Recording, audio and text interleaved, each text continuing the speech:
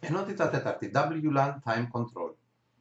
Εδώ μπορώ να ορίσω τον χρόνο που θα εκπέμπει το ασύρματο μου δίκτυο. Αυτό είναι σημαντικό διότι πολλοί χρήστες δεν επιθυμούν να έχουν ασύρματο δίκτυο την ώρα που για παράδειγμα κοιμούνται ή δεν το έχουν ανάγκη γενικότερα. Άρα εδώ μπορώ να ορίσω 2 ζώνες ανά ημέρα το πότε θα λειτουργεί το δίκτυό μου. Κάνουμε λοιπόν ένα κλικ στο WLAN Time Control.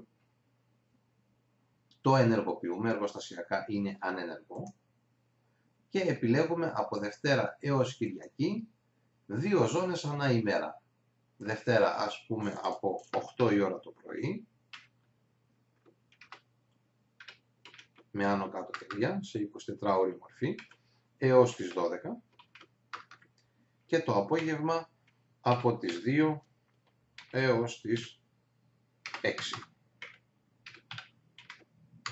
Τότε το δίκτυό μου τη Δευτέρα θα δουλεύει από τις 8 το πρωί έως τις 12, από τις 2 έως τις 6 και τις υπόλοιπες ώρες θα είναι ανενεργό.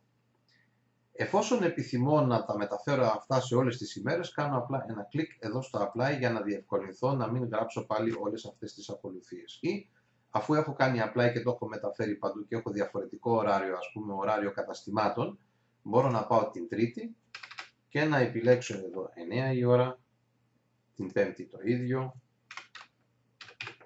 και ούτω καθεξής.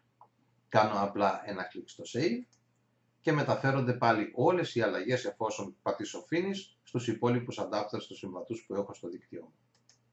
Σας ευχαριστώ πολύ.